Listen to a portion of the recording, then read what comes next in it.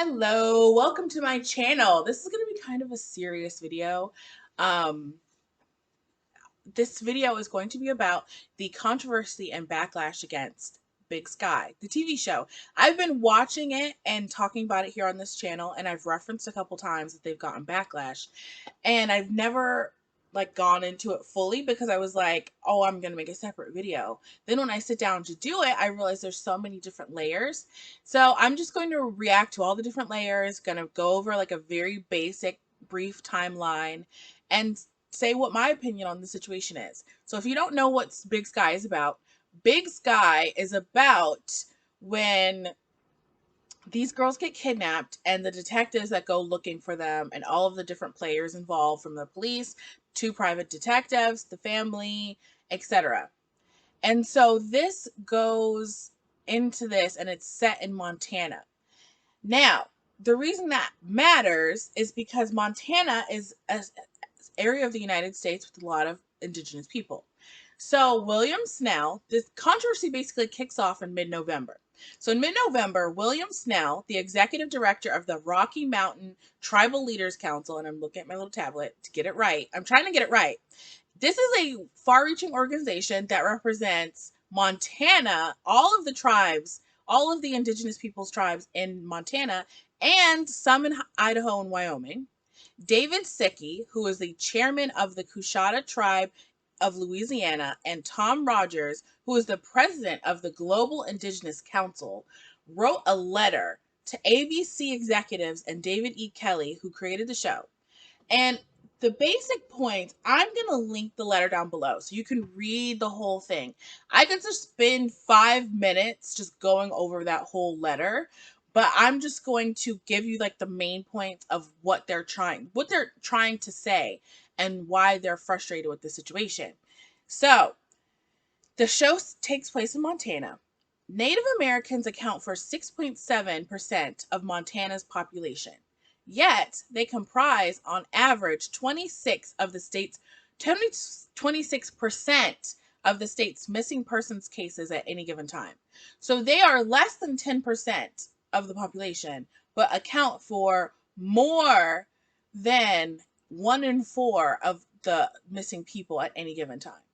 So that's kind of a very startling statistic. So you're a very small population, but you are a huge population of missing people. And this is what I've referenced if you watch my videos about true crime or true crime novels or true crime series that I've talked about, a couple on the show. Sometimes I mention people when they're looking for people, just like the missing persons case that was in Unsolved Mysteries. When people are looking for missing people, it's like the cops kind of do anything to make it settle. They'll do anything, say it's suicide, anything, to kind of not have to dig into it as much. And there's a lot of people, especially when people are people of color and go missing, that they just don't put a lot of the resources that some other folks get. Now, and this is even slightly referenced on the show, because they were talking about one girl is a sex worker who got kidnapped, and they're like, oh, no one cares about her, no one's coming to get her. But you kidnapped 2 white girls from the suburbs, that's a big deal, that's going to be a big deal.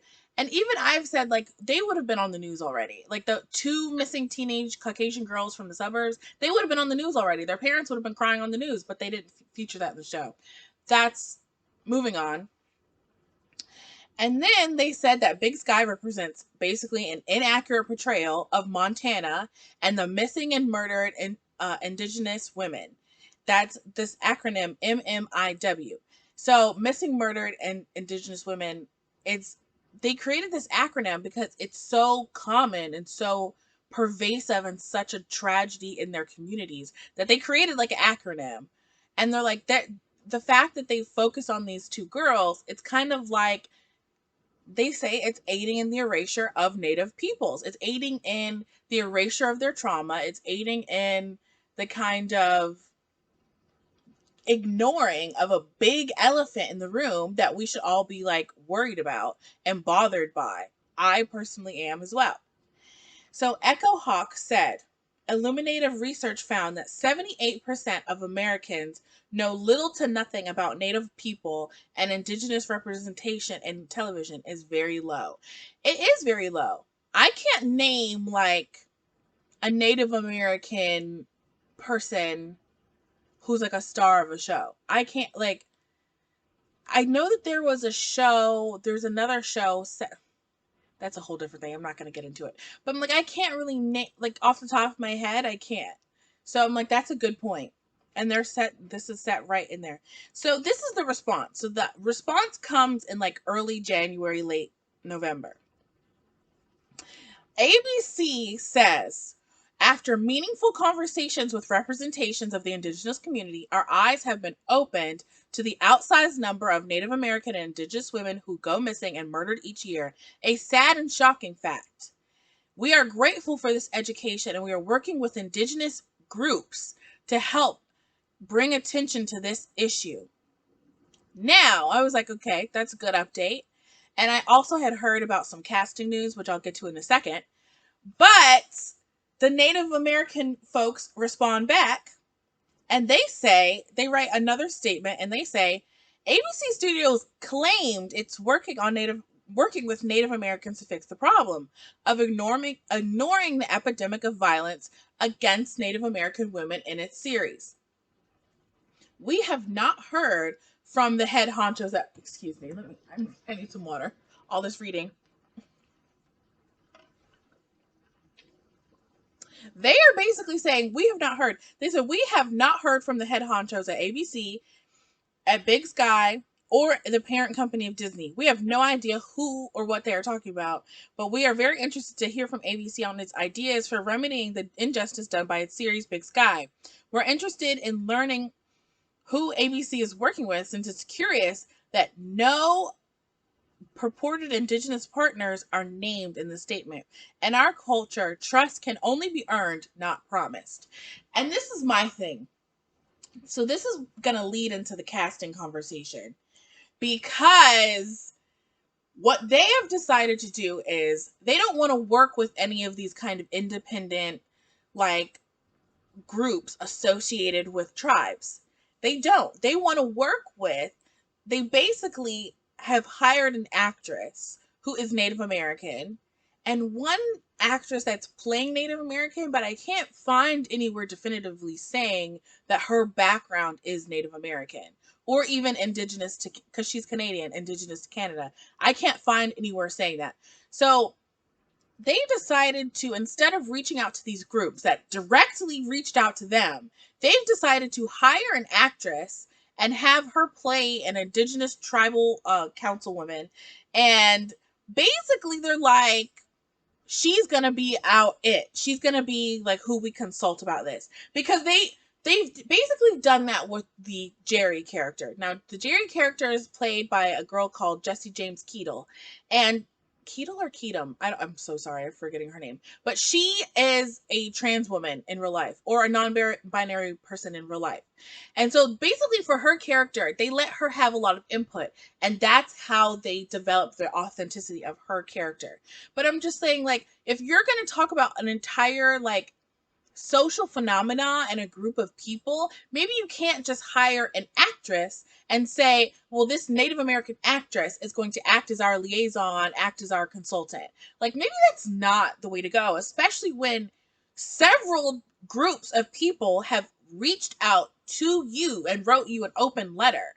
Like, maybe you should actually just reach out to the people that reached out to you. That's my opinion. So let's get into the actress and the scene that they were trying to film and all of that. That's more drama coming out. So this is continuing to be like, this is from like last week. As an employee of the show, contacted the council for the listen, it's an acronym. I have to find the acronym. It's CSKT, but it stands for the Confederated, I can't even pronounce words. So God bless me. Like, I can't even. So, like, please don't get mad at me if I'm pronouncing the proper nouns. I can't even say Confederated. Confederated Salish and Kootenai tribes. That's what that stands for. So an employee of the show contacted the CSKT folks Wednesday at 3 p.m. They emailed them about the accuracy of a military seal that they're using basically on the set. They're gonna have an actress play a tribe councilwoman, and they're going to have this set where they're going to use this seal that's a Native American seal. So she reaches out and says, is this accurate? Should this be how we're using this in this scene? They are really irritated. So they're saying, excuse me, the CSKT has no interest in appearing in the Big Sky show. So they don't want to be represented in the show at all, let alone contacted the day of shooting to ask if something is accurate. We find it insulting and ridiculous to find out they're planning to depict our tribes and government without ever once consulting with us. The chairwoman, Shelley R. Fayette, says, this is a slap in the face of the missing and murdered Indigenous people's efforts. The first Big Sky change was, so that's what they chose to do. That's how they are choosing to address it. Another way they're choosing to address it is with a little informational screen at the end of the show. There's like a little black box, like if you know someone who might be human trafficked or something, like learn more about human trafficking at this website. Like, they're not addressing this very well to me. And I'm like, oh, should I even be supporting this show? Okay. So, and a scene that was under consideration, for example. Now, we don't know if this is going to make it into the show or not. Honestly, I want to keep following the show to see how they handle this Indigenous situation. Like, I could just like stop supporting the show, but I'm interested now and to see how they're going to handle this going forward. So, in a scene up that was under consideration that they were going to do, but they don't know yet if they're going to do that, the private detectives searching for the missing girls we're going to meet a tribal councilwoman who brings up the missing Indigenous women crisis. So they're going to still be searching for the main two white girls, but they're just going to run into a tribal councilwoman and she's just going to chit chat with them about all of the Indigenous women that are being ignored. I don't know, sis. I don't know if that's the way we want to go. I don't know. So then Native American actress Stephanie Mathias was the one who was hired for the role, and she was the one asked to act as a consultant. Like, that was a struggle. Sorry, guys. Which she said included reviewing set decorations. I cannot. Like, you cannot. Like, that. You can. I'm like thrown by this. So they have this actress, and she's probably an intelligent, capable person, but she's not like any of the people who are reaching out to you to talk to you about representation. She's just an actress. It's like if I'm a black actress and you're like, okay, we're going to make a show about Africa. You know, like, and I'm like, okay, well, I'm black, I'm African American, I have some Nigerian cousins, so let me act as the liaison. Like, girl, no, that's not the way it should go down. And I think that the way they're handling the Jerry character works because being trans is so unique to different trans people, and you can bring the authenticity to a story by drawing on an individual person's perspective in that case. But you can't, because Jerry's character is supposed to represent one trans woman. They are trying to address an entire situation via one or two characters, and it's just not working. And then I said they hired two Native American actresses to be regulars, but I don't know if they were actually ever going to be regulars. I don't know if Stephanie's character is going to be a regular. And this is what Stephanie says in response to the messiness that has unfolded with her character and the scene that they were trying to shoot. She says, I've been working in this industry for a long time and I've turned down parts and not auditioned because I didn't agree with the portrayal, or I was just simply not willing to play another stereotype. She was heartened by this project, blah, blah, blah. Then she says, I just feel working with them and in talking with them that they had very good intentions and they wanted to do it the best way possible and in a respectful way. My feeling is that unfortunately they simply didn't have the knowledge of working with Indigenous people. So like, why didn't they contact more Indigenous people outside of just you? Like they want to make sure on this proportionate, like, mostly white set, that like you are just one person giving advice. They don't want to be like beholden to a council of people that are going to school them and educate them. That you can tell that's why that they're handling this the way they're handling it. In my opinion, it seems pretty clear as to why they're doing that.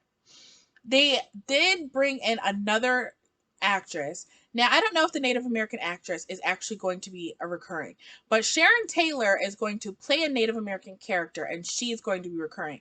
But this Sharon Taylor person, I don't know if she's Native American.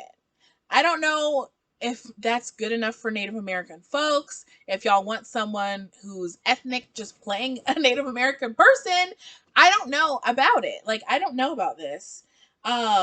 But Sharon Taylor's character, which I don't love, she's playing, instead of having her play the people from these groups. So there's groups that just focus on the MMIW, that just focus on murdered and missing Indigenous women. But you're not going to have her play anybody like that. They have her playing a state highway patrol woman. Basically like a cop / state trooper type of role. And this is the description of her character. Taylor will play Commander Elena Sosa. She's a decorated 20-year veteran of the Montana Highway Patrol. She has worked her way up the ranks to her current status as commander. She considers herself a community police officer and takes the role serious in her efforts to keep the streets and citizens of Montana safe. Commander Sosa is also a proud member of Montana's Indigenous community and will work with Cassie and Jenny to bring the kidnappers to justice. And so that's all my notes. Girl, is that good enough? I'm not Indigenous, so I can't say so. I just really feel like, oh, I see what they're doing. I see that they are trying to incorporate these actresses because they don't want to have to deal with an entire council of people or really give airtime to an entire council of people. And I just wonder why. And how hard would it be to have made the two main white girls of the show Indigenous young girls? Like, how hard would that have been? Even if you couldn't find, Indigenous actresses the right age or whatever, like maybe you could have worked with them and asked, like, can we hire this actress? She's not Indigenous, but she's, these two would cast, we could cast them together and they would look like believable sisters and they could play an Indigenous character and represent. And I don't know, they could ask a lot of more questions, but they don't want to. It's clear to me that they seem very, very, very reluctant to take too much input. It's very clear to me, but I don't know if, like the actress says, she's like, oh, they had good intentions. So I don't know. I don't know how to feel about it, to be honest. This video is getting very long. I don't know how to feel about it. You tell me what you think. Tell me what you think down below. Thank you for watching.